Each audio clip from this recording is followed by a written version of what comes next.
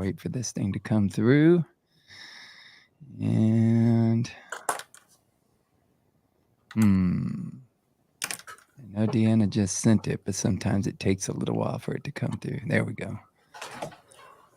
All right, let me move that over here. Makes that little cool noise. Let's see here. All right.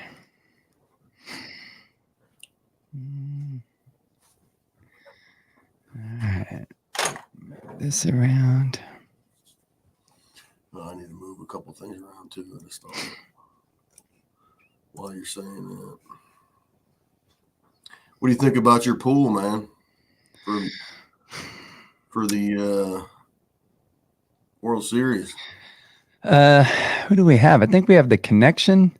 You got a tough fucking pool, dude. Yeah, I think it's honestly, you look at them all; they're all tough. I mean, I think ours is super tough as well. You know. So. Who do you guys have? Angel Armor, Miami Dogs in North Florida. Angel Armor, okay. Miami. You guys Dogs. look tough. Yeah. Group K looks tough with Houston Heat, Great Lakes, 172, Miami 50. Ooh, that's going to be a good one. Who do we have again? I'm trying to think. You got the Connection, State 48 in Minnesota. Oh yeah, wow. Woo, Minnesota.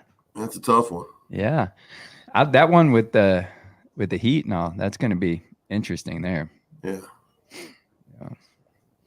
I think I don't know. I hadn't really taken the time yet to go through. To really go through the brackets and check them out. I was actually kind of looking forward to Jeff, kind of talking about a few of those things on the show.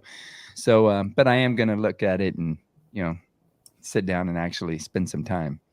But I do know that some of the chatter was like what you just said, that a lot of those brackets are they're really tough, man.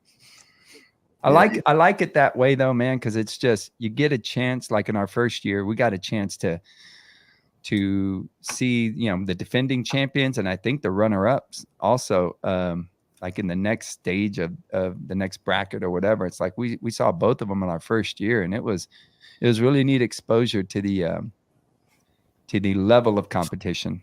And even though we dropped down into the gold, it was neat to see, like, man, if we want to be majors, this is what it's going to take, and it was definitely baptism by fire. There's going to be some tough brackets here, man. Yep. Let's see here. And Dan Potter. What's up, Dan? Man, that guy does so much for so many people. He said majors and mid-majors are going to be tough this year. He ain't lying. Mm-hmm. Yep. And Audrey's saying, hey, Joe, tell your pretty wife hi for me and give your kiddos a big Texas hug for me. I will do that for sure when I get home. Yeah. Let's see here. I know.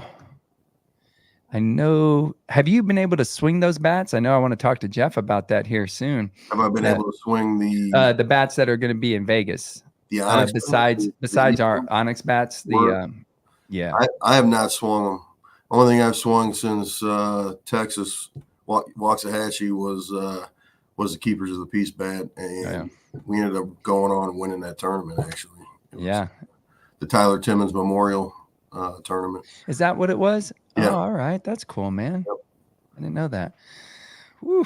Yeah, that's going to be and the Onyx balls and bats were the talk of the tournament. Really? Yeah. That's awesome, man. They were the talk of the tournament. I guarantee after that tournament, all these local St. Louis, Illinois, Missouri teams are going to be on the website trying to find those Onyx balls. They made a splash there, I'd say. And it's one thing if you have one or the other, but when you got both of them that are, and I know it's hard for people to hear this because it's, a lot of times people will say something and hype something up or whatever, but I mean, it's across the board that this, everybody was saying in Vegas, it's going to be tough to keep that ball in. Yeah, no, it is. You got to know you got to have some bat control out there for sure. Yeah. And, ball's going to be flying. Yeah. Luckily for us in this Tyler Timmons, it's an unlimited home run tournament. So that helped us out a little bit. So. Yeah, no joke. Yep. All right. Let's see here. All right, cool. I think we're ready to go. All right, Deanna, I say we get this show on the road.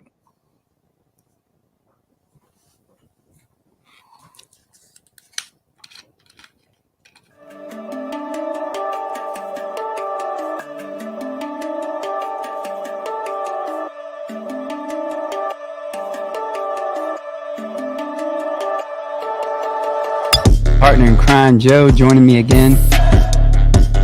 We got another special guest. Don't forget, man, I got your 6. Well, that's pretty cool. We had the Swami there in the preview, and he should be joining us today. So I'm excited about that. Hey, thank you guys for joining us. Joe, what episode is this?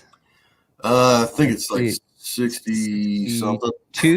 62, I think it is 62. That's pretty cool, man. When you think about being in this office, I think it was the COVID year, maybe the year before. I'm not sure. COVID year, yeah. And it was in the off season, so we didn't predict COVID. We just talked about doing the podcast at that point, and it was really cool to think about. I guess 62 episodes later for a part-time thing where we don't make any money on this podcast, and but it's pretty neat that we're here. 62, man. It's really neat.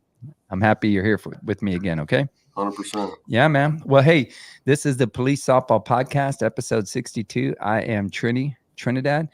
I'm the coach of the San Antonio Law men's competitive softball team. I was in the Air Force before, ended up getting out of the Air Force, became a police officer, retired from police officer, been through a couple bouts with cancer.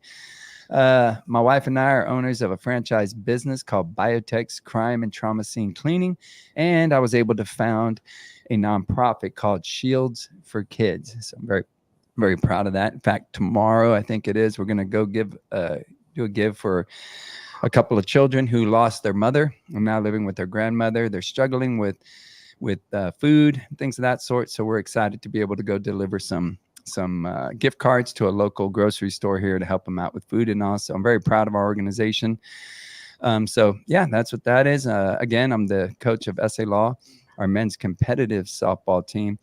I've won a few awards, and for the sake of this show, I will just say that the World Series is coming up. I'm very proud of a couple of national titles. I was able to get that Chevy Wright Sportsman of the Year, Pat Hill Inspiration Award, member of both the Hall of Fames of the Texas Police Officers Federation, along with the PS.com Hall of Fame, and the Outstanding Police Officer of the Community Award winner. And like I've said before, I'm very proud of that because it's voted on by my peers, and that makes me happy. And with this particular episode previewing the World Series, those awards are going to be awarded to other people at this tournament, and I'm just really happy to be a part of those awards and to see new people getting those awards, and obviously they're doing great things. I got my partner Joe Monahan. He is the law enforcement coach of Missouri Lawmen. He's a St. Louis Show Me Classic tournament director, does a lot of great things. When it comes to our circuit, to include this podcast, he helps me to run my tournament. I couldn't do it without him. He's the East Conference Manager of the Year, Texas Showdown Home Run Derby champion, which, by the way, he's won another Home Run Derby under his belt here recently. 2022 and 2023 Keepers of the Peace champions. So that's my partner, Joe. Let's see. Again, thank you very much for joining me again, man. Hey, Joe, so I know we've got, let's see here. I know we had Dan Potter joining us right now. Got Audrey, my beautiful wife. We got Stu Donaldson. What's up, Stu? What's up, brother? We got a little throwback picture for us here in a little bit. Dan Potter says a lot of talent around this year. Kyle's saying the bats are on fire. We talked about that.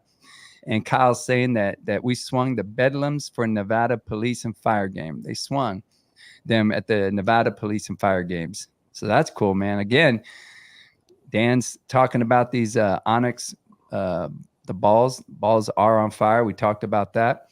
And like we talked about earlier, man, having the balls that are hot or the bats that are hot is one thing, but for them both to be as hot as they were, I'm excited for everybody to experience that when we go to Vegas. And I know we talked about it earlier, Joe, about people talking about, man, in Vegas, it's going to be a tough one because those balls are flying. And of course, in that weather up there, it's going to take a lot of bat control.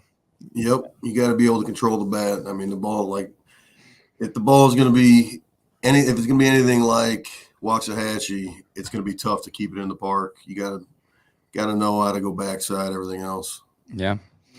Yep. And let's see, we've got Eddie Castro. What's up, fellas? See you guys in 2 weeks. I can't believe it's only 2 weeks away. That's crazy. Joe, check this out. I think it's a first-time viewer, Jerry Leck.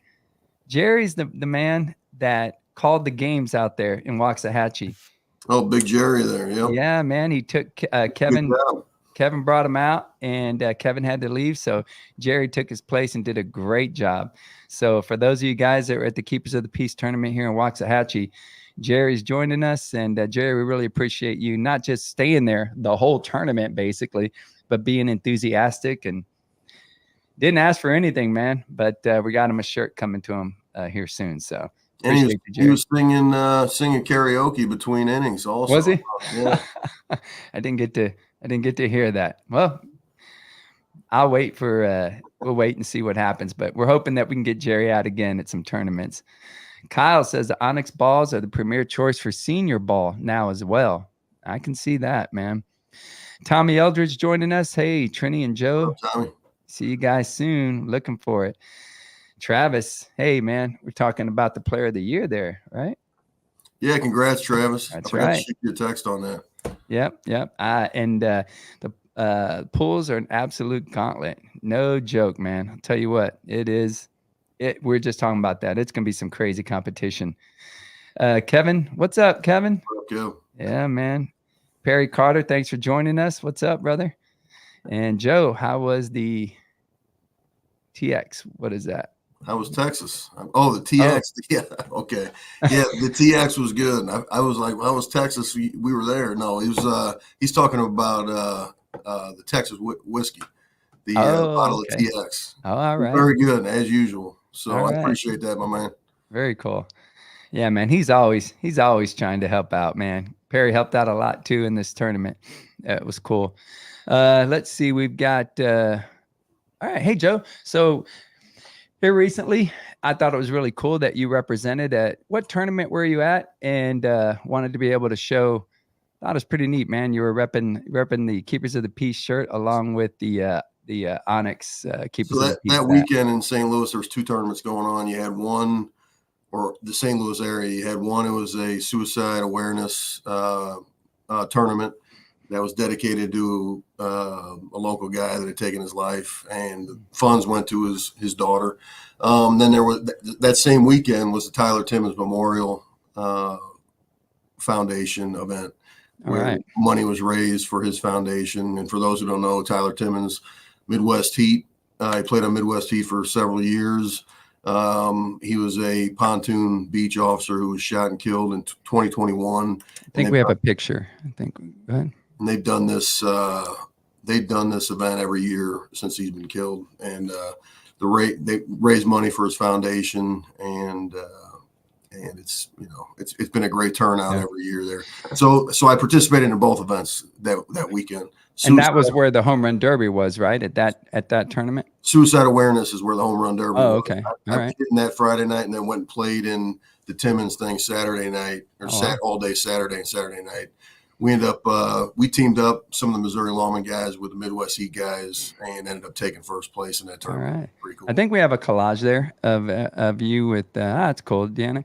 With Joe's with that home run derby, because that's where he was at. Let's see.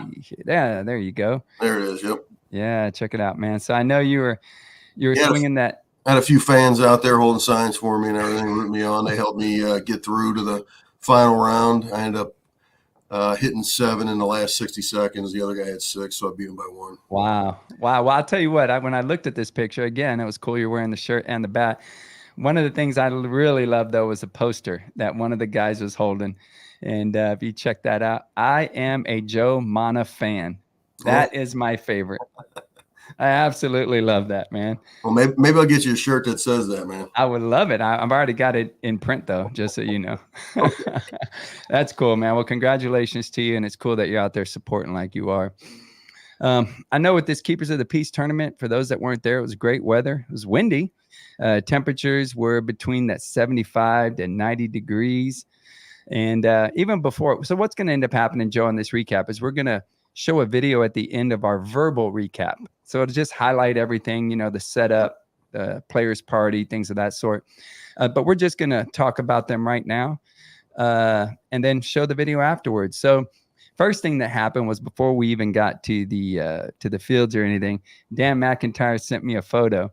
Him and his team are at the airport and getting ready to get through security. And there was another traveler there who took some spirits to the airport and couldn't take it in. So Dan and his team, being the community servants that they are, helped him out and shared in some of those spirits. So they didn't go to waste. So that was pretty cool, man. That was interesting before they even got on the plane to come here. And you know, Dan's down for just about anything. So that was pretty neat, man. He sent me that message before. Let's see here. Got okay. So hey, at the fields, at the Waxahachie Sports Complex, you've got James Villarreal, man. He's the superintendent out there. He runs the place, and he does such a great job. And he's so welcoming to us. He gets the guys out there to just. Number one is he keeps them all. He keeps them all there every year. It's the same crew, and it's just really cool when we go there. It feels like family. They're always there to help us, James. And then you got the grounds crew: Rufus, Ruben, Eloy, BB, Jonathan, and Cowboy. All those guys are out there, and they do it more now, Joe. And I know they shared this with you. They do it more now for us, not so much because we're a tournament being held at their fields. So it's really neat that we reciprocate that love to each other. So we thank the crew out there. One year we wanted to do a dedication. I think it was Tyler. It was the first year. And they ended up taking it upon themselves to do some spray painting on the field for us as a dedication. This year they did that same thing, man. They put the U.S. flag on these fields. It was really cool. They did our Keepers of the Peace logo there. That was and that flag they put on the main fields that were there around the concession stand. So that was really neat. And this year, unfortunately, you know, we had a dedication to Aaron Pelletier, you know, with Connecticut, and unfortunately he passed. And ultimately, we were able to get them to do another dedication over there just outside of second base because Aaron played in the outfield. And so we're able to get that painted on there. But again, back to James and the grounds crew. These guys do that, and they do that on their own. So we really appreciate them. The Ellis County Sheriff's Office, man, they provided us an opportunity to park the elite vehicle there at their lot. And in particular, Adam Souter, man. Adam played for Lone Star. He played with SA Law here for a while. But he's with Lone Star, and he's a great guy, dude. And he stepped up, was able to secure that lot. And so we really appreciate that, Adam. Thank you a ton, man. Let's see here. Jason, what's going on, brother? Nice to hear from you, man. Good. I'm glad you're going to be making it next year, dude. Let's see here. All right. So we've got the Vegas. So we got Carlos, Jennifer, Ryan, and Cheyenne over there at Elite. The Vega family is always extremely supportive of us. We're going to see them there in Vegas in a couple of weeks. And in particular, we got Rocket and Serena Garay. Rocket's the one that comes out. He's the one you see out there driving furthest east that they drive for our tournament. So we're really proud of that they're willing to do that for us. And Rocket's the man that makes that happen. We appreciate Serena's support of them, along with Ava and Brandon Garay. We appreciate you guys and supporting your dad when he's on the road. So shout out to that family, the Garay family. Elite Sports, big thank you to them, man. They provide, of course, the trailer that comes out with all the equipment, so everything that you need when you're there. And man, again, we'll talk about those bats, those Keepers of the Peace bats, man. They felt They felt great, but ultimately the performance was just unbelievable. I think the durability was also awesome. I think one of the things that happened, Joe, and you might know more than I do, but I think about the only issue we had, I don't know if you knew of any ones that cracked, but I know they were used in a tournament before. But in the end, it was just a couple of the knobs on the bottom that were a little loose. We tightened them up, and then just for safety purposes, they exchanged them. But I'll tell you what, durable performance was unbelievable, and proof positive, man. You win in that home run derby. A lot of people had a lot of great things to say about those bats. So across the board, it was a great performance with those. The Onyx balls also, and like we talked about, who was it that said that earlier? As far as I think it was Kyle. Yeah, there we go. Kyle said that they are premier choice for the senior ball now as well. So that's not surprising. They really had great performance. Joe, what do you think about the shirts this year? We got the shirts. Let's see if we can see it. There you go. Got our Keepers of the Peace shirts, man. A lot of people liked them. I think everything that Onyx that we had, Onyx balls, bat shirts, everything turned out awesome, man. And some people are worried about how it's going to perform out in Vegas, but on the bigger fields that you had down there, and windy conditions, I think it worked out great. Yeah. They what's up, Mo? We're going to talk about Mo here in just a second too. He doesn't like us to talk about him, but I'm going to. Let's see here. Oh, and of course with the Elite, we're talking. Oh, and the shirts, just so you know, that material is a really neat material. It's very light. It breathes really well. And so if you want to order those, you can go to the Elite website, and they have those on order. They were back ordered before, but now they have them, and I'm sure they're going to have them in Vegas. So great fitting also. So want to thank Elite for the prize packages. Of course, they're huge when it comes to our prize packages. So those that won obviously know, but we talked about it on the podcast, man. They provide a lot of stuff for our prize package. So thank you guys so much to Elite. Make sure you visit them out there at the park. There's also Stu Donaldson with Big Kid Clothing. Rich, man, we appreciate you guys helping us out. They were provided the shirts for the third place. And so that was really neat. I think there's in some tournaments, you don't get anything for third. And I just think it's really cool that they step up and help us out again with that. So thank you guys again from Big Kid Clothing. We got some sponsors here. Let's see. We got Lori Mosley stopped by this year from the Waxahachie Visitors Convention Bureau. Patrick Souter was able to provide for us from the City Council. I know Linebarger Attorneys at Law were able to help us out with sponsors. And so we appreciate them. Let's see. We had our players party this year over at Big Al's Down the Hatch. And that's where I want to give a big shout out to Moses Tovar. Moses, thank you very much for helping us out, dude. He provides a lot of those giveaways that you guys get at the players party that are they're not even raffle items. They're just, just fill out a ticket and you got a chance to win. So Moses, we appreciate you, man. He does so much for not only the tournament, but also for our golf tournament and in a lot of other ways. So thank you for being there for me. And I appreciate your helping us with our players party, man. Mo is the man. Yeah, he is. Let's see. One of the things that happened at the players party, of course, I get to catch up with everybody and talk to people, and I'd like to spend more time with everybody, but of course we're running around.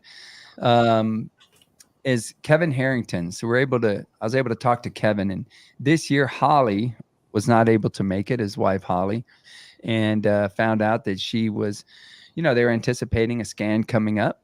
And so we have great news that Holly was able to get her scan and that she's all clear from cancer again. So we're really happy for you, Holly. Awesome. Congratulations to you guys. Great news, man. Yeah, man. Yeah. And Jackson also there. We try to take a few items to be able to give to the kids that show up at a players party. So we're happy for the Harringtons, man. Very happy. Continued clear scans, man. Let's see. So Joe, I know that this next place that we're going to talk about, the Blue Bonnet Barbecue restaurant there. Man, I'll tell you what, it was a great find this year. I think we went every night. To visit Blue Bonnet Barbecue, man. Well, I definitely went there two nights that I was there. I know that. Yeah, that was awesome, man. We walked in and Paul Caldwell was right there to the right. We didn't know it at the time, but when I walked in, I said, "Man, all right, this is passing the smell test already." And he was like, he looked over and I could tell he was, really interested in what we were saying. And I was like, man, this is nice. It doesn't look as big from the outside, typical Texas barbecue kind of look on the outside. But man, you walked in and it was huge, clean. Everybody was really friendly. They spent a lot of time. Paul showed us around, but ultimately introduced us to Kelly. So Kelly was awesome, man. She was a great host for us. And I'll tell you, we've got something in the works. I'll bring it up later. But what I can say is this place is awesome. When we went out there, they made us all feel at home. I can't tell you. I think it was maybe the first day that we went to it. I didn't see any other teams. After that, you just saw teams in there all together. There's plenty of room. It's really close to the fields. How far would you say, Joe, from the fields? I would say less than 5 minutes. Yeah, man. 5 minutes right down the highway. And that last night, I mean, we closed that place down the last night. Yeah. There was probably about six, 7 teams or something like that were there at the end of the night. And it was a good time. Yeah. They weren't ready for us, but they will be next year. Well, definitely are, because they've made quite a few phone calls up to this point. And I'll tell you something else about them, dude, is just going over there that first night, they were immediately saying, hey, what can we do to help out with the raffle? What can we do to help out with the tournament? So they donated items to the players party. And so that was awesome. A lot of people got some gift cards and were able to come out. So we really appreciate Blue Bonnet Barbecue, Kelly, Paul, and everybody else that was out there and helped us out. Thank you. You made it a great experience. Let's see here. We had our Shields for Kids raffle. The winner of the CZ Slim firearm was Tyler Sigu from the Houston Heat. So congratulations to Tyler. I want to thank Virgil Gonzalez, man, a teammate of mine from SWAT, Total Hit Firearms Training. He was the one that donated that gun for us. So that was awesome, man. We appreciate you, Virgil. Virgil's here in San Antonio and does a ton of training when it comes to obviously the firearms training, but the concealed carry and gun safety and things of that sort. So we appreciate you, Virgil. I also got my buddy George Chavez from Viciously Loyal. He was out there and was able to. I'm going to run this real quick because Viciously Loyal is a really neat company, and George is a great guy. And I'll run this quick little video just to give you an idea who they are. Viciously Loyal is whatever matters to you, whatever you stand up for, lay it down for. Your persona, what you've walked your entire life, that's what you're viciously loyal to, whether it's your faith, your family, your service.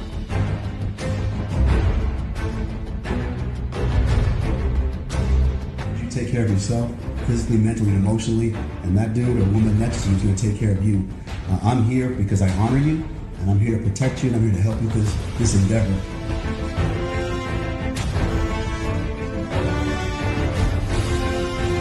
You do not have to wear a uniform. You do not have to stand on any little footprints. You don't have to carry a gun to be in service. And if I could preach one thing, is to tell everybody, trust me when I said, if you serve, you will benefit in life.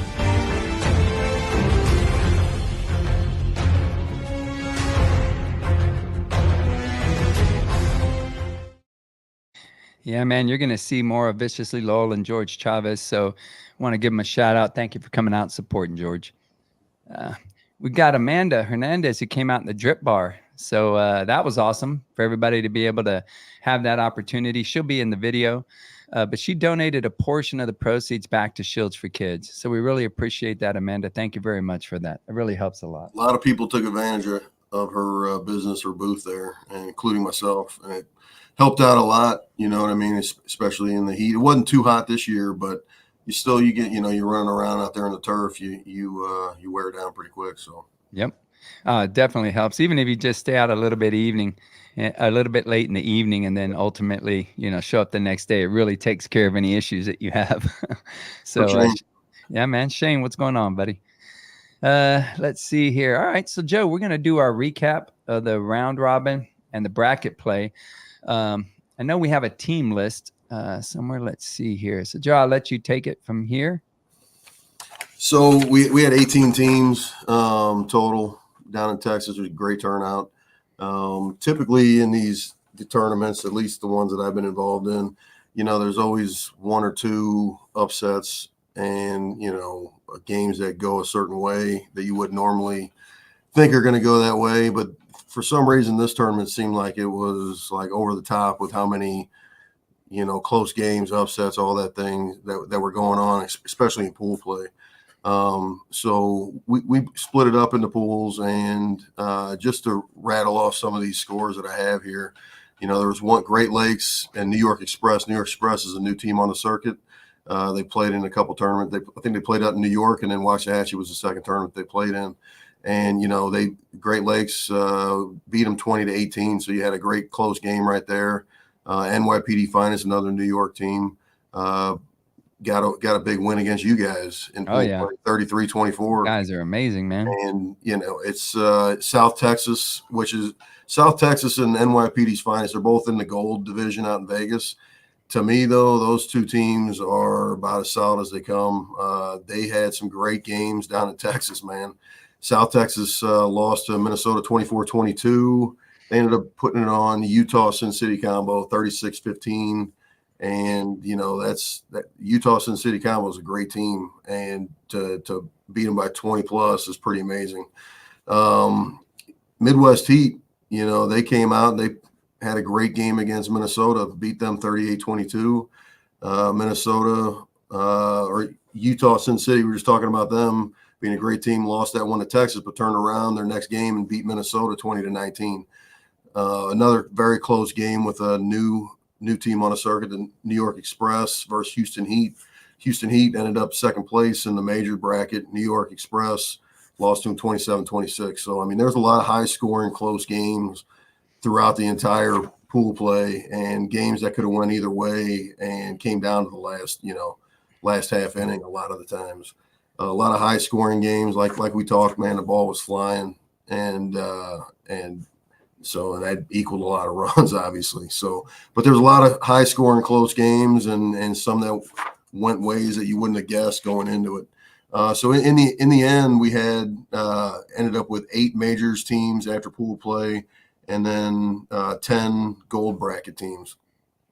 I'll start with the gold bracket. So out of the 10 gold bracket, I-80 ended up with the 1 seed. New York Express, who had a great pool play, ended up with the number 2 seed.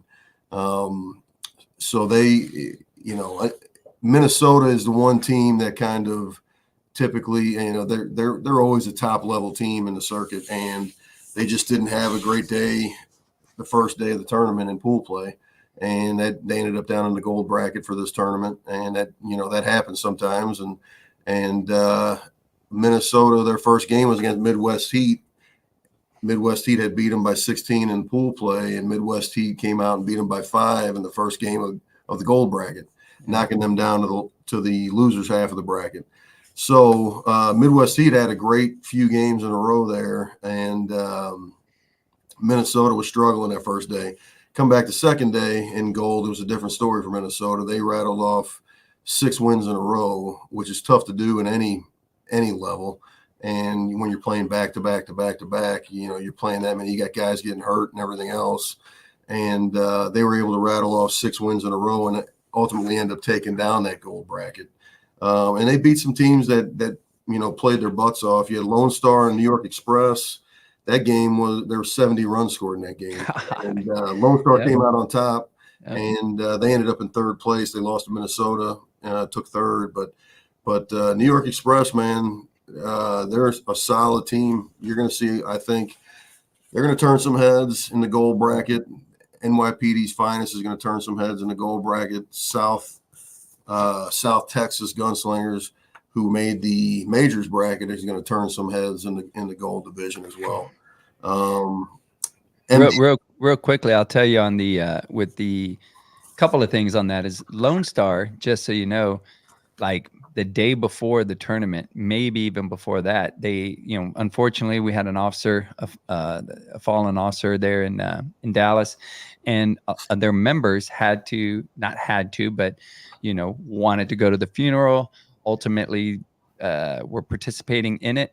And so they were down. So they had to call some people up. So that was interesting, and an accomplishment for Lone Star, who was really hurting for people, and that Danny and the team made it happen and showed up and ended up doing really well. I know Minnesota was also hurting, as far as they didn't show up with a bunch of extra people.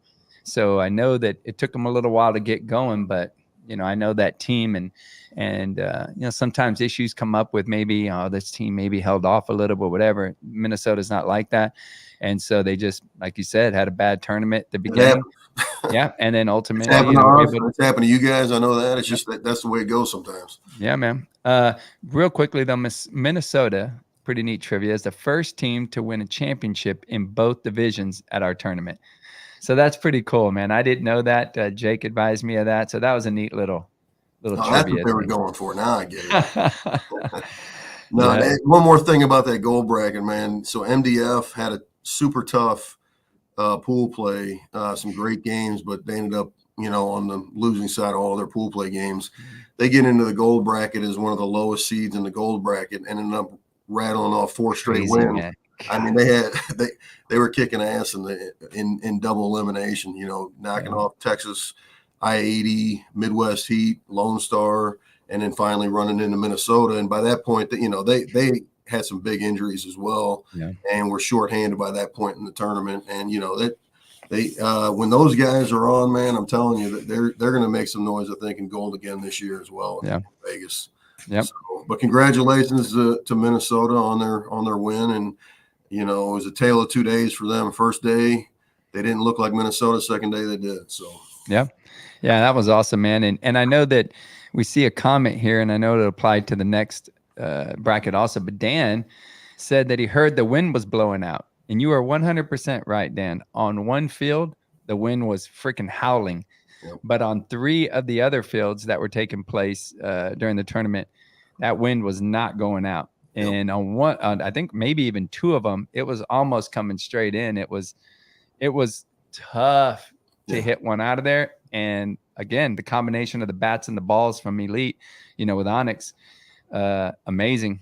And you saw some video on it. You'll see a few in the video here, but people were, not just hitting them over the fence. They were launching them. So it was definitely the wind blowing out on one field, but in the other ones, it was tough. Yeah, no, it was definitely tough conditions on a few of them.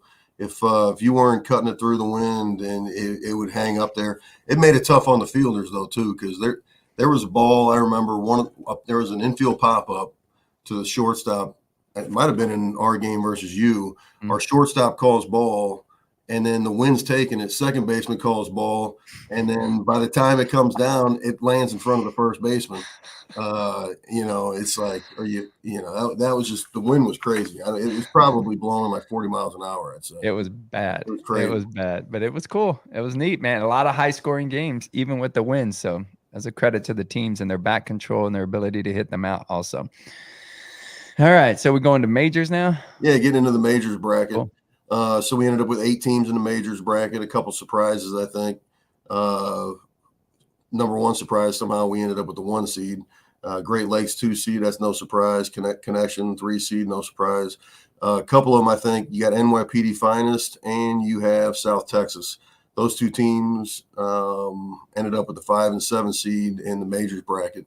2 teams that are going to be gold in Vegas, but they put together a great tournament. And, when those guys are clicking, they're just as good as anybody on the circuit, in my opinion. Yep. So getting into the majors there was one big game in the winners portion with the Great Lakes versus Connection, and that was a back and forth game. Ended up there was 50 runs scored in that one. Connection won 26-24. And then so Houston beat us to go on to the undefeated game, King Seat game against Connection. And that was the first big upset, I would say, in that majors bracket, where Houston Heat knocks the Connection down to the losers bracket, and Houston Heat sitting undefeated, waiting for the championship game. Down on the loser side of the major bracket, I thought one of the best games that I got to watch in that tournament was when you guys played New York's finest, NYPD finest. I'm sure you remember that game. Oh yeah, that was another game. You got 67 runs scored in that game, and that was a game where the wind was blowing in, directly in from center, and you guys squeaked out 34-33 in extra innings.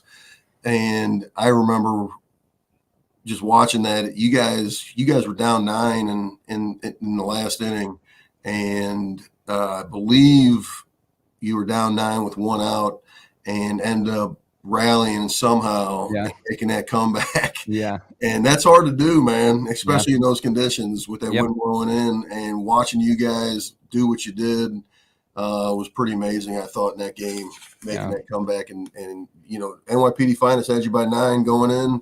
Guys are amazing, man. Those guys know how to control that bat. We just stepped up and it was just a great competitive game. Those guys got some hitters. NYPD finest can hit the ball.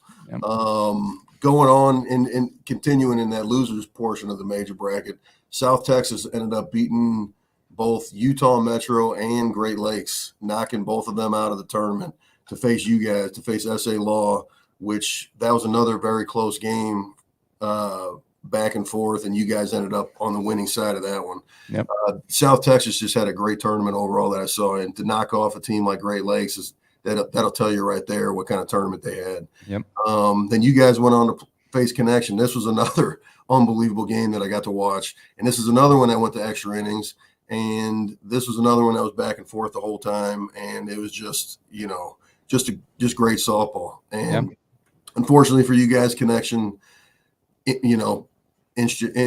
squeak by you guys in that game to face Houston Heat.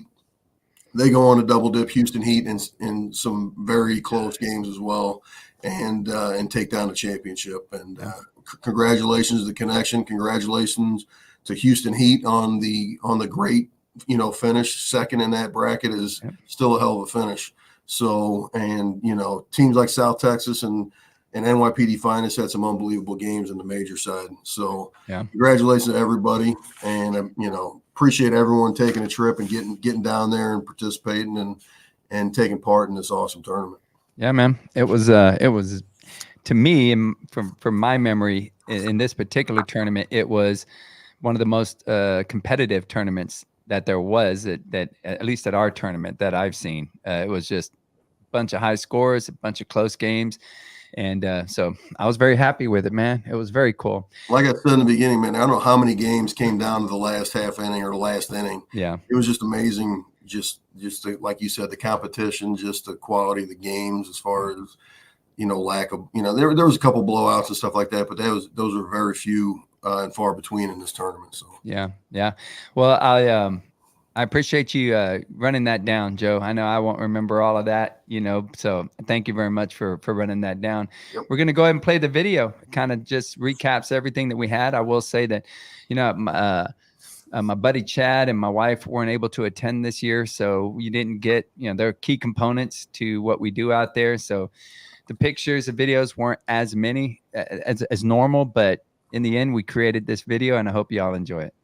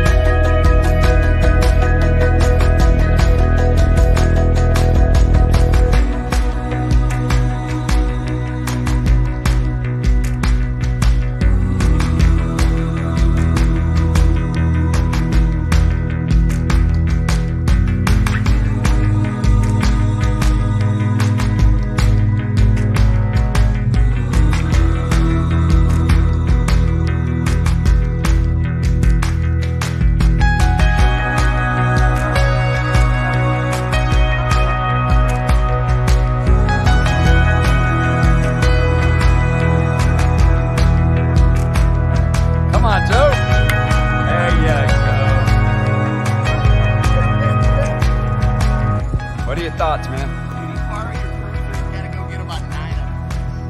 The new Onyx Keepers of the Peace, super hot. Yeah.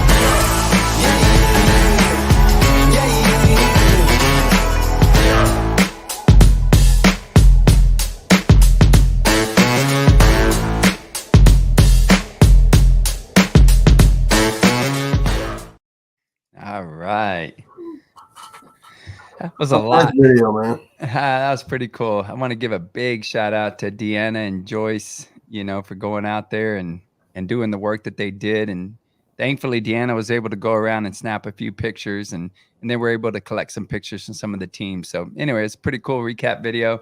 Deanna's always handling business, man. Yeah, she is. Yeah, she is. That was awesome. Appreciate you guys. Hey, Dan asked, what is 1186? I know what he meant, 1168. So on that truck, with these really cool pictures, these stickers that I've got on my desk. Somehow that miraculously ended up on my truck, and it's underneath a couple of bolts, and 1168's the badge number that we have, that we get tattooed on with SWAT. It's the only officer that's ever fallen in the line of duty on the San Antonio Police Department SWAT team. And so that's Rocky's badge number. So that's what that is. And that's what we have on our car. So, but I appreciate you noticing, man.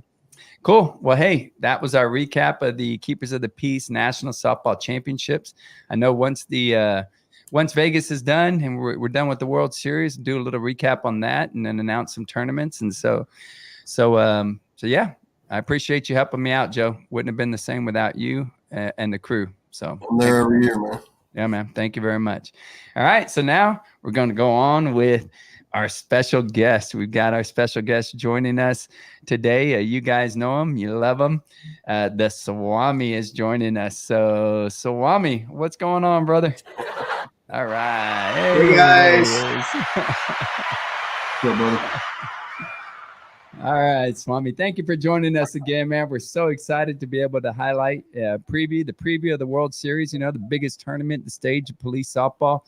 You guys started this thing, you, Dell, the crew, and now we're continuing on with the tradition, man. Happy to be here for another year. Glad to be alive, fellas. Just had a birthday. I'm 56 now. All right. I never thought so. This would be our 20th World Series, but COVID. So this is 19. So next year will be 20. Yeah, man. Awesome. I was going to ask you that. So I'm glad that you said that. Hey, dude, real quickly, I know on our team, we have a couple of guys that have never played in the police circuit. I know there are quite a few more that are going to be showing up the first year, man. Can you give just a quick rundown on the history of the World Series, how it came to be, and ultimately, how we got here today? So absolutely. So back in 2003, 2004 or so, we used to get flyers mailed to our station about the latest police softball tournaments. And generally, everything revolved around the California police and fire games out west, right? So anybody, if you played softball, all people cared about was winning those ones. And then there were a few random other tournaments, such as the Palm Springs tournament hosted by Palm Springs PD. You are a multitasker, Jeff. Am I there? Yeah, you're there. Did I lose you guys? No, you're good, man. You're good. Well, anyway, long story short, is Dell Pickney and I, Dell passed away, but Dell and I met on graveyards one night, and he said, hey, listen, this is when the internet first started. He goes, I want to start a website to where guys can advertise these different police softball tournaments. And I said, well, that's cool. So he came up with this policesoftball.com, and he goes, hey, can you spread the word? So I went out to every civilian softball chat group I could find and invited people to join it. And we did, and it took off. The message board took off immediately. And then we realized, man, there's softball all over the country. We only thought about California. We didn't realize there was something going on in Dayton, Ohio, and in Florida, and in New York, and Michigan. So when everybody joined in that same year, I said, Dell, let's put together a World Series. Let me try to get to the Palm Springs Big League Dreams to see if they'll give us a date. But we didn't want to conflict with anybody, so we put it at the end of the year in October when the season was basically done. And Big League Dreams, they gave us a date, which is very difficult back in 2005, very tough to get dates back then for tournaments. So we did a 2-day tournament. We sold it out, and it just took off from then from Palm Springs. We did it for 4 years there, and then Palm Springs couldn't hold us. Literally, there was not enough hotels. There was not enough. The airport was too small. So in 2010, They opened the Big League Dreams in Las Vegas. Obviously, big complex, more hotels, more airports. We convinced them to allow us to move the event there. They didn't want to move us because we were selling out Palm Springs, and all they care about is the bottom line. I had to pull some, like wheel and deal, grease some palms, the whole bit to get us into Vegas. But our first year there, the Vegas mayor threw out the first pitch. Oh, and wow. we've been in Vegas ever since. And we That's went cool. from 32 teams to 70. So we have 70 teams. Yeah. First year ever, we've had 70. All right. Yep. All right. Very cool, man. Well, I know the Swami's here to give us some predictions, but before we go there, first off, are you wearing the new shirt? I got the new shirt on. All right. Check it Anne-Marie. out. So check this out. So my wife was going through some of Dell's old computer files. Dell was so I was always the guy that did softball stuff, kind of like the Joe Monahan, right? Yeah. Like I was the guy that arranged the softball schedules, did the groupings because I knew softball. Dell didn't know softball. Dell knew marketing better than I did. Mm-hmm. I knew softball. So Dell was always the guy come with the different images and the marketing and stuff like that. Well, so she found this logo, All right. which is like a kind of pistol grip shotgun with a softball bat. Yeah. That Dell created back in 2006 or 7 or so, and we never used it. So she goes, "Let's go ahead and let's use this." And I thought it was cool. So with Elite, we got the PS star on one sleeve. Yep. Then we got the blue line flag. Yep. And on the back, you can't see it, but it's got every team listed majors in gold. That's cool. That's cool. And I do know that the majors teams, it takes a lot to play majors and to be listed as a majors team. We wanted to make sure we delineated them from the others because it seems like everybody wants to kind of play down and play the gold and this and that. So, so the majors teams, they've got their own little column over there. That's cool, man. I like it a lot. And that really, I'm glad that we found out about that history because it makes a difference. I know that, a shirt's a shirt at times, maybe a great design or something, but that has a lot of meaning to it. And a lot of people buy into that, man. We're about the meaning. So that's awesome. Next thing I want to do is just touch on, I think Joe said there's 3 things that we might want to touch on just as a preview to the World Series when it comes to the rule wise, So we got the bat, the bat, the rubber, towing the rubber, I think it is, Joe. And then there was one more. If you can expand on it. Can you expand on that then just to give people just a quick. Yeah. Thanks, Joe. That's important stuff. Majors, which is basically upper division, majors, mids. You got to tow the rubber when you release the ball. You can do all the juking and dancing and stuff you want around the rubber. You can release it outside the rubber if you want, but it's not going to be a strike. The umpire shouldn't call it a strike. Now, I can't guarantee that's going to happen, right? Because, the umpires have their own point of view, and there's only one guy watching. So if you're a foot behind the rubber, maybe you'll get away with it. That's kind of the art of softball. But in majors, mid-majors, if you follow the rules to the T, it has to be released from the rubber. And then the gold, silver, the lower division doesn't change. You can go 6 feet back, still have to be in line with the rubber, but it's just it's more difficult for the umpires to determine, is the guy 6 feet back? Is he 7 feet back? Is he 8 feet back? Is he slight? So when it comes to majors, the toe has to be in line with, he has to be touching the rubber when he delivers the ball, which is the current USSSA rule. Joe, you want to expand on that, or do you know anything more about that? Did I cover it right?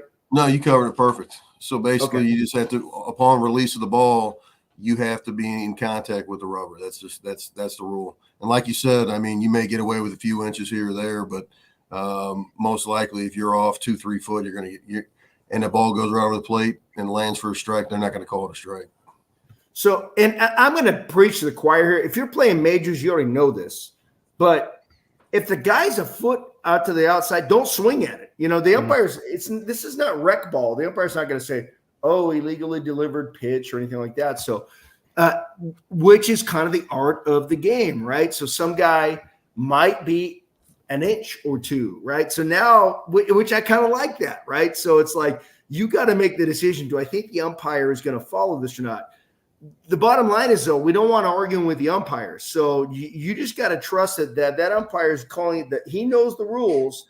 And in his opinion, at that time, that guy's foot was touching the rubber. Yeah. So, yep. Yeah, that'll be good. And I know Dan will square that away. And especially since he has these guys coming out that he's being able to bring out. I mean, we're going to have some really high quality umps out there. So I don't predict it being an issue. These guys are going to be squared away, especially with Dan at the helm. What do we have? The next thing with the batter's box, maybe? Oh, yeah, that's a big one. Yeah. So what I noticed was, and this drives me absolutely nuts, like, professional baseball players have a time, they get in the batter's box and they have a shot clock, right? Why is it that us recreational softball players playing on the weekends can take as much time as we need and slow the game down and take hacks? So what I did was I said, listen, if they can do it, we can do it. So the bottom line is, once you come into the batter's box, you're granted an automatic timeout until you're ready. And you tell the umpire, hey, I'm ready, right? And then you simply stay in the batter's box. There's no reason to leave the batter's box. There's absolutely no reason to like walk around, talk to your buddies, reapply grip tape. So once you're in the batter's box, you're staying in the batter's box. You get one timeout, okay? You call timeout. The umpire gives you timeout. You can reset. But the minute you step out of the batter's box, the umpire, the timeout's over. He's going to lower his, he's not going to say anything. He's going to lower his hand. The pitcher can pitch it if he wants to. He doesn't have to. But if he wants to, that's a legally delivered pitch, as long as it's legally delivered. So the bottom line is, if you're a batter, once you get in the batter's box, you're staying in the batter's box. Joe, thoughts on that? I mean, that's pretty self-explanatory there. Just as long as everyone's aware of it going in, and it's clearly, that the managers are clear with their players that this is the rule. It's going to be on the managers to share that, obviously. So, because not everyone's going to watch this, not everyone's going to read the message board. Managers have to get it across to their players that, hey, this is the rules, and hopefully by the end of pool play, everyone's aware of that. That maybe isn't aware of it right now. And then the only other rule we were talking about was the no retouch this year. So that became an issue because, last year I had 3 games come to a grinding halt over the retouch rule, but it's never been a problem until last year. And then a lot of the guys were like, well, in league ball, we never have to, whatever. Like, so we just want to keep it simple. Like, hey man, like, you got to be on the bag when there's contact with the ball. Most games, there's only one umpire. He's got to watch the pitch. He's got to watch the runners. There's potentially three runners on base, right? Like, it's just too much to ask for him to ensure the guy steps off and retouches. Now, in a perfect world, if I could change the way softball fields are configured, the first base has got the white bag and then they have the orange bag, the safety bag, right? I wish the third base side would have both, because what I don't want is I don't want guys stepping off and then getting a running start and then scoring, right? To give somebody an advantage or something like that. And that's what people are complaining about. Now, for safety purposes, guys are always complaining like, well, listen, if I'm standing on the first base or the third base bag and you don't let me step off in a foul territory, I might get hit by the ball. Well, I got news for you. You're going to get hit no matter what. If you know what I mean? Like, if you're on the bag, right? I mean, guys are the batter, like, I'm going to hit 3 inches left of him. The bottom line is that it doesn't matter. All I'm doing is trying to I want to take the umpires out of the game as much as possible. And the way for doing that is you pitch from the rubber, you stand on the base, stuff. I want the players to determine the game. I don't want the umpires to determine the game. Yeah, you don't want the umpires to be bigger than the game, or to have to be put in a position to decide that game. I know that Anthony Costanzo is saying that no umpire is high quality. So, Dan, I'm going to leave that up to you. But when I talked about Dan will have these high quality umpires out there and squared away, Anthony chimed up on that one. That was a good one. All right, real quickly, our Canadian connections tuning in. Tyler, what's going on, brother? Looking forward to seeing you too, man. Got Wayne Spencer. What's up, Wayne? Saying he can't wait to see us here in a couple of weeks. Yeah, man. So I think those are the 3 big ones. Not sure if there's anything else, but I mean, hey, if a little concerned about Big Tone's comment, because he will be the tournament director on Thursday and Friday nights. So I'm hoping that might have been a typo or something, because we do have high quality umpires. Because he does relieve us on Thursday and Friday. Ryan and I and my wife are out there, and my wife doesn't know the game. So Ryan and I are out there on Thursday and Fridays, and Tone takes over. So Tone, I'm sure that was a typo. he goes, yep. And then you got Dan Potter saying less judgment in umpire is good for the game. Yes, thank you, Dan. And Tony, what's up, Tony? Guys right there is badass. Plenty of quality umpires at our events. Yeah, man. I'm excited about it. All right, man. So let's we got some predictions. If there's nothing else to touch on when it comes to the turn. Hey, real quickly, the players' party still at the same. We're gonna do it during the opening ceremony. So Friday night opening ceremonies at 1800 hours, 6 p.m. The only difference this year is no marquee game. I don't want to create a marquee game for the sake of having one unless it means something, right? Gotcha. So we've had East versus West. We've had corrections against police. We've had East Hall of Famers versus West All Streamers. We've had new first year guys versus veterans, all that kind of stuff.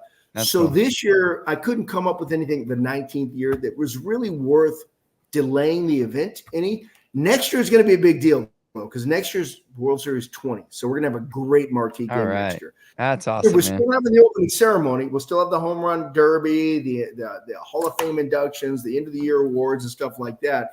But it'll be a little bit shorter. So at 1800 hours, players party, free beers. We had Kevin Chalk secure Garrett metal detectors to co-sponsor this. We're hoping Terry Dugan can come out and maybe co-sponsor too. He's got some health issues. Whatever the case, it's going to happen. So Friday night, 1800 hours, opening ceremonies will be free beers, player party. We want everybody to come out because you can still go out like majors teams, for example, majors, mid-majors. You'll play your 3 games on Friday. Please come to the field come back at 1800 hours, enjoy the hour and a half opening ceremonies, drink beer, visit with the guys, watch all the awards. Then you can go out and spend time with your families and friends or whatever you're going to do. But please come to the opening ceremony. This is a big deal. We have the honor guard. So we're supposed to have a flyover by the helicopter. We're going to have a Googler this year. So it's supposed to be a big deal. So please come out. Very cool. To me, and this is just me in particular, that's like the highlight. That's why I do an opening ceremonies. It really is a highlight to me of an event. And to me, it's the connection that I look for every year. Even though I can't visit with everybody or spend time with everyone at that one time, you feel like you're just a part of the whole thing. And to me, that's what makes it special. So I like to be there, and it's an important thing for me. I agree. That's when everybody's there. That's when you need to see 70 teams that have 15 guys plus their families or 20 guys all together at one event. Please show up. It's only an hour and a half, and you still can go out. I mean, it's Vegas. You can stay out all night if you want. And on that note, real quickly before we go to the predictions, I had somebody ask me, and I verified it with Joe, just to put it out there. With the majors, if I'm not mistaken, I don't know if it's mid-majors and majors, we're only playing our round-robin games, not a first game of bracket on that first. Correct. Okay. So majors, mid-majors plays 3 games on Friday, period. It's your round-robin games. Gotcha. Awesome. Because we flip-flopped them this year, right? So by time constraints and stuff like that. So what's going to happen is majors, mid-major play their 3 round-robin games. They're done for the day. Gold, silver will come back in the afternoon/evening and start playing their playoff games. But gold and silver will also play. A lot of them will play one game. You got to remember, gold's got 40 teams, right? So they'll play 3 games on Thursday. Plus, most of them will play 1 game on Thursday night. Then they'll come back on Friday and play into Friday night and then finish on Saturday. Got it. Cool. Well, that was the one thing that stood out for me as far as, wanting to tell my team. I don't want guys to think, though, like, oh, we play 3, then we're done, and we're not going to come back. I want guys to come back for the opening ceremony. That's why I get it. It's early. It's 6 o'clock. Yeah. You can go 6 to 7:30 and then go out and have a good time. And then you come back on Saturday afternoon, or Saturday mid-morning afternoon, play the playoffs. Yep. Very cool. All right. Very cool. All right. So Dan and Anthony going back and forth. It's fun, man, to read y'all's comments in between. All right. Well, hey, Jeff, let's start with let's get it going with our predictions. Swami, let's see if I can let me see. Where's he at? How we doing? Oh, let me see. Hold on. There we go. There's the Swami. All right, Swami, let's start us off. Let's go. So listen, Trini, are we doing home run derby first? Or are we doing gold? Or are we doing majors first? You tell me. I think we started with the Kentucky Blue is what we started with first. So whatever that is, you're spoiling it for me. My bad. Dan, you start whatever you want. We've got our photos and we'll make it happen. Okay. So let's go with home run derby champion. Once again, thanks to Justin Witt for securing an AR-15 patrol rifle. All right, Justin. Cool. From Bud's Gun Shop. I don't think I included a picture, but I do believe that since King Mario is stepping down after back-to-back wins, you will see your first 3-time ever winner, and that's going to be Lou Velasquez from the LA Empire. We probably don't have a picture of Lou. I don't think I sent it in because I forgot it, but I think King Lou will win his 3rd title this year. Here's why. A, he plays 3 games on Friday. Then he gets lubed up with a beer. He's always better. Lou, I don't know if you're listening, but he's always better. He gets a few beers in him, right? Then he's got to qualify. This guy, when he gets a few drinks in him, is unbeatable. So Lou Velasquez is predicted to be the home run champion. Now we go to the gold. Gold. Okay, gold. Can I mention real quick that Mario Foster was our wild card player there in the Keepers of the Peace Waxahachie tournament? We talked about this for years. It finally happened this last year. And the dude was hitting awesome at the tournament into the win, So man, that's really neat that he donates back. He does a ton. He donates back things that he wins. And so it's just really cool that he's willing to, open that up and all that. But right. Mario gives more than he takes for sure. I mean, he's also like a legit signature bat guy for Rawlings Easton and stuff like that. So let's go into gold. So gold. We're going to start with the 5th. So we're going to go top 5. So there's 2 teams that tie for 5th, 1 for 4th, 1 for 3rd, 1 for 2nd, 1 for 1st. So here's what would drive me nuts about teams. It's like, hey, we're a gold team. And then they would announce themselves as gold. So now I'm saying you're not a gold team. You got to win your way into gold. There's 40 teams in the lower division. 40 teams in the lower division.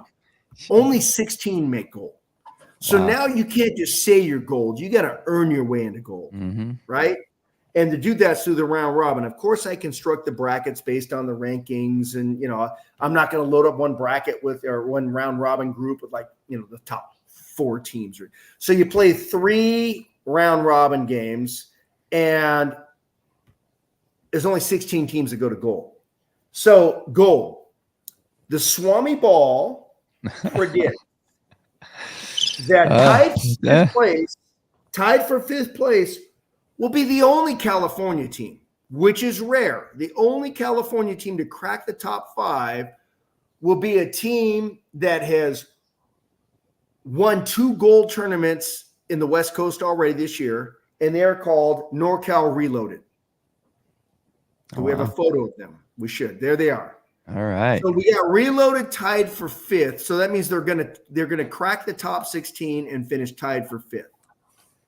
Now the Swami ball looked hard and far and wide, and determined that Reloaded will tie with a team led by the most fiery leader in police softball, the guy that's known to question the man more than anybody. Question the umpire. If a tournament comes to a grinding halt due to a technicality or some kind of like default decision or protest, it's going to be Danny Torres, and that's why his team Lone Star is going to finish 5th. Tied for 5th. He makes the top 5. And then Danny with his fiery squad of Texans will finish tied for 5th. So congrats to Danny. They've won it before. Now Danny is one of those guys that says every team that's ever won gold should have to never be in gold again, which would mean his team isn't in gold again. Yeah. And he didn't like that. So we're going to leave him in gold for now. So he's tied for 5th. Okay. Fourth place is a team that we allowed to bump down. And I've seen the results this year. It's been a bad year for this team, but not so bad that we don't think they're going to finish outside of the top 5 in gold. We think this team, which was once one of the top gold teams under the name Iowa Lawmen, and then they went to majors and had great results, top 4 I-80 Cartel. There's Tim Teft barreling one up there. So we got I-80 Cartel.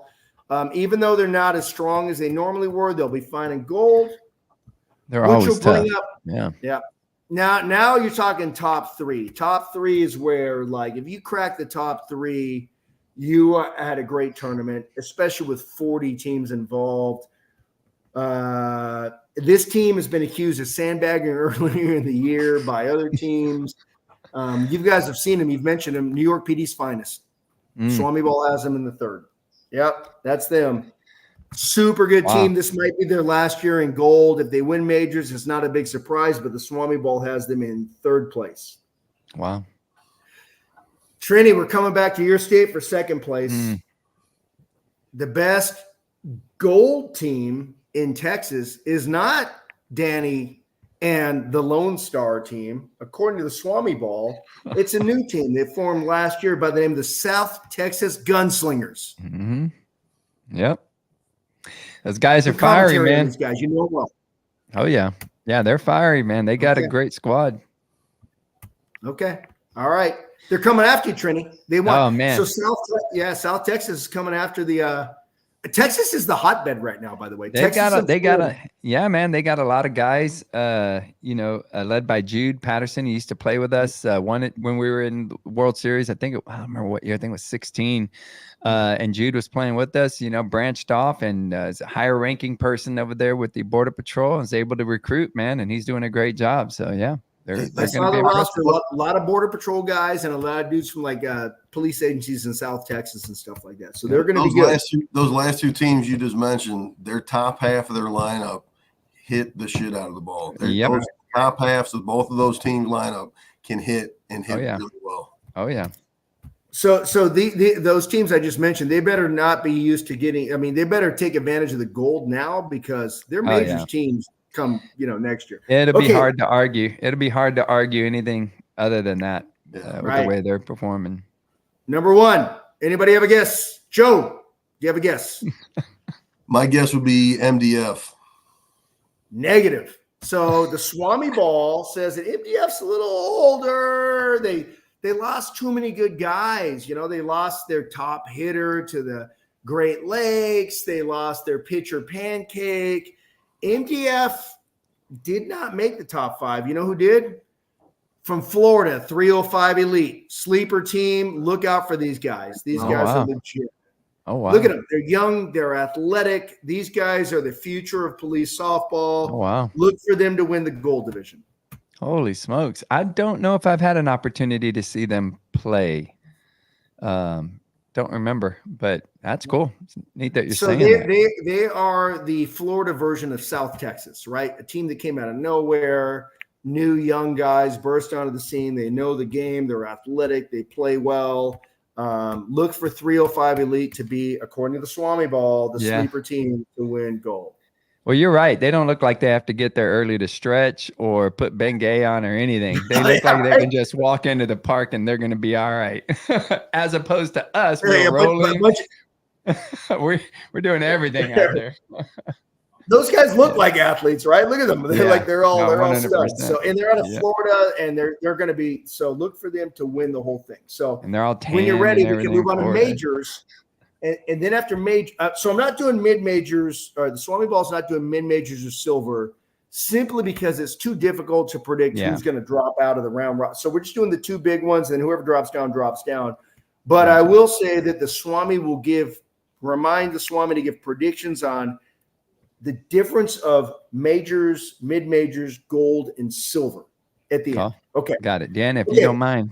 Just send me a little message. We can remember. Yeah, I'll remember, I think, but just remind me. Okay, so majors, 5th place.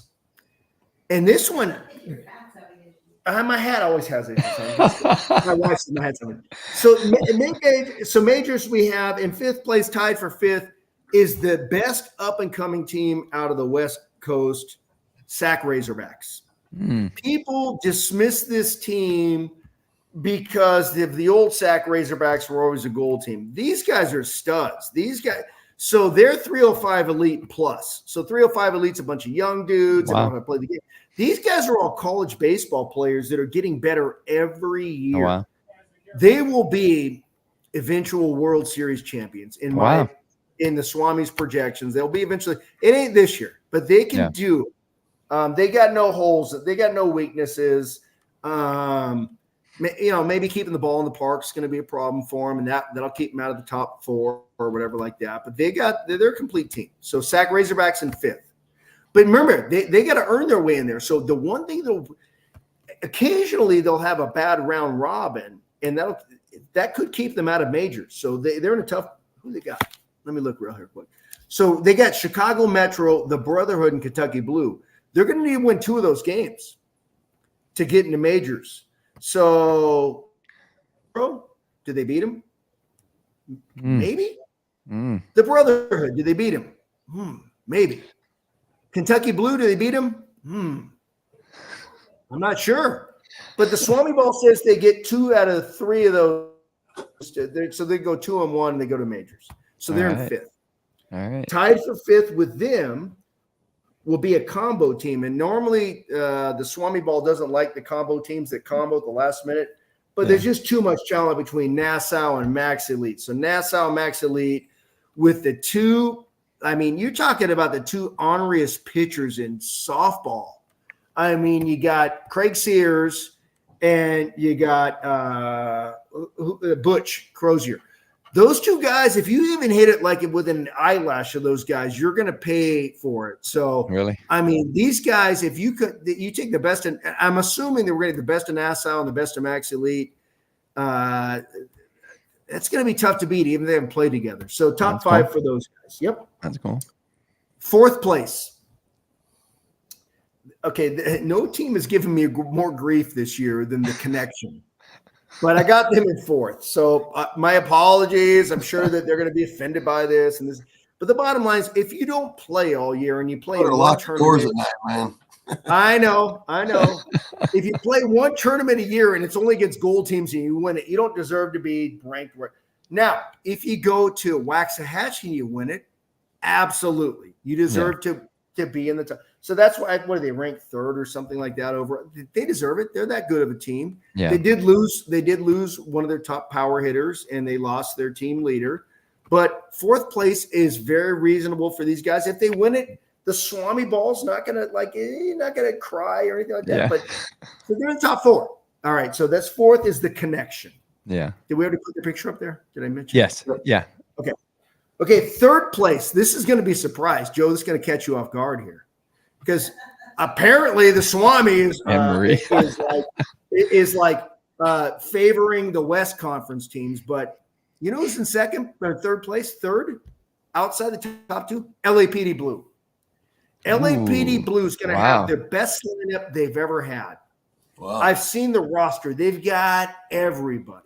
Wow. They've got 20 guys that could form 2 all-star teams, and both those teams have finished inside the top 5. You'd have a 1 and a 5, or a 2 and a 4, or something like that. But here's the problem, Joe and Trini. Only 10 of those guys can be on the field at once. So that means there's going to be some good talent on the bench. So the bottom line is, I don't care how good you are. It all comes down to how you perform on. For them, it'll be Sunday afternoon in the playoffs, and the Swami Ball has them outside of the top 3 for the first time in years. I was just going to say, wow. The Swami Ball is... Wow. Man, how about this? The Swami Ball is projecting for the first time since 2010 that the top 2 teams will be East Conference teams. Wow. SoCal Alliance, LAPD Blue, SinCal, DEA. Those teams have always been somewhere in the top 2, not this year. The 2nd place team this year will be one of the Swami Ball's all-time favorites, Great Lakes Lama. Great Lakes. Oh, yeah. 2nd place. Pitching, defense. They've been there before. They're consistent.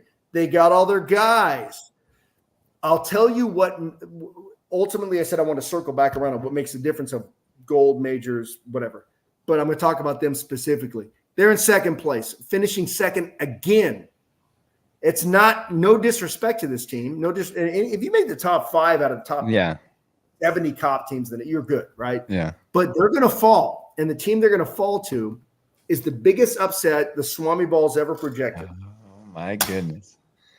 That's big. Joe, you got to guess? Joe, you got to guess? Guess me, Joe. Did the Swami get any moonshine before this? Yeah, you're on it. Trini, you got any guess? I think so. Once you say moonshine, that's a pretty easy Kentucky one. Blue. Yep. Kentucky Blue is going to be that team that shocks the world this year. I just think they finally put together a team that's got all these conference players. They've played together. They've played well. The Swami Ball sees Kentucky Blue putting together their best performance ever and winning the World Series this year. They've got conference players just like LAPD Blue has, just like all these other teams have. It just seems right for these guys. They got pitching, they've got defense, and we're going to talk about that in a second. And they've obviously got hitting. So Kentucky Blue to win the World Series this year. Oh, wow. Swami Ball calls it. All right. Very nice. Very nice. Yeah. I want to tell you the difference now, and then I'll be done, of what separates them all. In majors, you've got to play the best game you can play plus. Meaning, when you get to those final 3 or 4 games, I saw this happen time and time again. Not only do you have to make the plays you're supposed to make, you have to make the plays that you could make if you were executing perfectly. What I'm talking about, no one ever takes a double play. You shouldn't take that for like a double play should happen. It shouldn't happen, right? But when it comes to the majors, you can't miss opportunities. Remember this, Joe. You can't miss opportunities. That's not happening with Great Lakes against Connection. They had an opportunity for double play. There was no mishandling. There was no error. The player fielded the ball cleanly, threw it to the shortstop or the second baseman. A little slow on the release. The runner beats it out, and that team took advantage. Connection took advantage by scoring. That could have been a double play. They scored like 4 or 5 runs after. Yeah. So if you want to win majors, you cannot miss opportunities. That's number one. So not only do you make the plays you have to make, you can't miss opportunities. Conversely, if you're the Connection or whoever it was, and you get the opportunity, man, they should have had a double play, but they didn't get it. You better score because that's an opportunity. You can't miss opportunities. Now, mid-majors, little step down, right? All you got to do in mid-majors is you need to make the plays you need to make, right? Don't give away outs, right? If you don't give away outs in mid-majors, you're going to be fine. When it gets down to gold, don't make errors, right? So in gold, you can't make errors. You make the plays that you're supposed to make, right? So in mid-majors, you got to make the plays. In gold, don't make errors, right? And then in silver, it's just about like, hey, listen, get the outs you can make. Don't miss the runs. Like when you have people on base, hit the hits and stuff like that. But each division, because I watch these games, each division, majors is like a chess game. It literally is a chess game. Like you can't miss opportunities.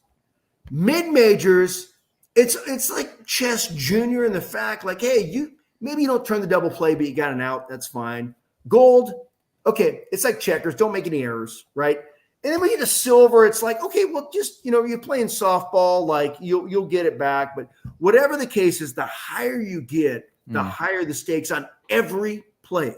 When you get to majors, every play matters. Every pitch matters. Every strike matters. Every out matters. You cannot give away outs. And I've seen this game has evolved so much. I will put our top major teams against any top civilian majors, worlds, whatever they call it, playing in our arena. And our arena is small fields, big league dreams, 7 home run limit, right? That's how Terry always builds those Toys for Tots teams, right? They're playing in our rules, right? They come down, they're playing on small fields. And I remember watching Terry's team was all cops playing against like all these big name guys, Dennis Ruley and all these guys. And our team beat the crap out of them. And they said, well, those balls are only going 310 feet. They're not going stadium distance. Like, you play big league dreams. It don't matter if you hit a 301 or hit a 401. It's still a home run, right? So our teams have evolved to our game, and our game is very fast. It's taking extra bases. It's preserving home runs. It is literally what I think police softball is the most exciting form of softball. I don't want to see a 68 to 65 game where he hits home runs and jogs to the base. I want to see where every base matters, every extra base, every sack fly, like outs are productive outs. And that's what our game has become. And that's why I enjoy it so much, because you have 7 home runs, you play defense, you pitch, you make the outs, you don't miss opportunities. That's what police softball is all about. I hear you. I love it. Yep. I love that recap of the different levels. And I'll add something to it. In my experiences, if you want to play in that majors, man, you got to go up there with extra guys. You know, even if you do well in the beginning, you're fresh, but man, as you start to get into those top 8 teams, I mean, they've got fresh guys waiting to go. They're not losing anything. They can replace somebody in a certain position, and they're not losing much. They have that kind of manpower and resources there that they can pull from, to where you don't skip a beat. That's what I've noticed at that high level. You know, it's also a game of attrition, right? So pulled hamstrings, growings, whatever, like it matters to have that 15 guys. And that year that we won, we had that many guys, and we typically don't take that many. So that was a big thing for me. If you're going to get into the majors and play competitively like that, I love police softball because of the camaraderie, of course, the fellowship. I can't find that in anything else. But it's also the what is it? I was going to say. So you had the man, you had the camaraderie, but I can't remember. I'll think of it here in a minute. But there was a second thing that you said about it. But anyway, I can't remember. But that was a really neat. There's one more thing I want to touch upon. And I heard this on football today. I like NFL fantasy football. And they talk about the NFL 49ers. And they said last year, hey, look, next year we're going to be even better. Brock Purdy will have another year under his belt, and this guy's going to sign, this guy's going to sign. All of a sudden injuries happen, right? So listen, I tell all you guys this. Trini, Joe, you guys already know it. I'm telling this to younger players. Don't miss a year, because your window is this big. This big. You take a year off from police softball, next thing you know, the next COVID happens, right? You miss a year. You get promoted at work. Your wife has a kid. Now you're 40, right? Like, do not you know, the World Series of police softball is the second weekend of October every year. You put that on your schedule, you get there, because you never know. And like I said, like my Brian Coe, my partner, he won the B Worlds, USSSA B Worlds. He goes, I don't remember any other teammate on my team other than Jeff Biscuit Grouse. He goes, but I remember every teammate of every time I won the police softball World Series. You don't miss those opportunities. So all these guys are like, they're going to prioritize civilian. I'm not bad mouthing civilian ball. Okay, they're going to pay you whatever, plane ticket and give you some meal stipends and whatever, bad or something. Hey, great. If that's what you're into, so be it. You cannot replace the memories in your life. All that matter, like they always say in your life, you have a birth date and a death date and a dash in between. All that matters is what you do with that dash. You make the most of that dash. You show up in Vegas in 2 weeks and you make the most of your dash. That's 100% what I put out to my team is it's not just what we do on the field, man. It's what we do off the field that matters also. So it's also being able to go and enjoy each other's company. Yes, we're in the big stage, the bright lights, and we're in a city where everybody can go their own direction. But I'm like, man, you can come to Vegas any time of the year for that. Like we go to Vegas this time, like, yes, we can go out, but let's go out together. You know, that's that relationship. Those are those bonding times. And so I think it's neat. I want to say something real quick. Let's see. We've got Wayne Spencer. He says he definitely need 14 to 20 for majors. You got Anthony. Check this out, man. I didn't hear about. I watched 68 to 65 at the West Coast Championships. LAPD Blue versus Evil Empire. I think it finished around 2 a.m. That's crazy, man. And that was to my point was I was going to also say it's difficult when I try to tell people, I play police softball. In their mind, they have like a church league kind of thing. And I'm like, I promise you, if you come out and just watch a few of these games, you're going to get hooked. It's a whole different level. And the competitiveness is there. And some civilian tournaments, there's a lot of blowouts. But in our circuit, just seems to be great competition. And there's always a lot of excitement. And then you got Karina Martins who's saying, what's up there, Karina? Your wife gets pregnant with twins, because that's where they're at right now. They plan better. Exactly. They're like, hey, we'll take it whenever we can get it. I talked to her on the phone when we were done, and she was like, I'm sorry, but it had to happen whenever. Can I say something real quick, Trini? My wife takes a lot of pride in this. So back in the day, Tahoe was a big tournament to me and everybody out here before police softball started. My wife was pregnant. She was going to be due like the week of this Tahoe tournament. And we convinced the doctor to induce her a week early. And you were going out of town. I was going out of town for business. And my wife gave birth. My daughter came out. She looked like she had cottage cheese all over her. And like, what's the cottage cheese? Oh, that's what happens when you induce them early. Like, she's fine now. So she walked it off. Yeah. We tried the best we could to plan around these tournaments, man. So I get it, man. Before we let you go, Dan Potter was saying, here are the winners from the umpire raffle. Yeah. We appreciate you doing that, Dan. Again. Yeah, man. So you've got that Mario Foster. Man, it was just a bunch of great prizes. It took a while, but we ended up making it happen. So thanks to everybody who helped out Dan. That's what he says there. And he said, take care, be safe, and we'll see you guys in Vegas. So that's awesome. Joe, got anything to add before we sign off? Nothing, man. Just looking forward to 2 weeks from now and getting out there in Vegas and competing, seeing everybody. Yeah, man. Excited. Jeff, thank you very much. Go ahead, buddy. Kentucky and 305. You guys have targets on your backs now. Don't let the Swami ball down. That'll work. Hey, man. Well, I appreciate you, Jeff and the Swami, for making an appearance again. It's not the same, of course, without you, especially when we're talking about Vegas. Joe, thank you very much for showing up, brother. I appreciate you always. Look forward to seeing you guys, man. Thank you for tuning in. Hey, on behalf of Jeff, Joe, and myself, we appreciate you. And hey, don't forget, I got your 6.